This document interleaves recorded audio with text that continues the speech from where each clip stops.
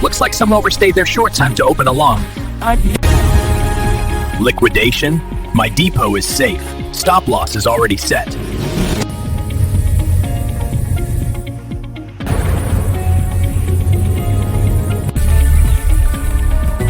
That was a close one, but this is what I call an uptrend.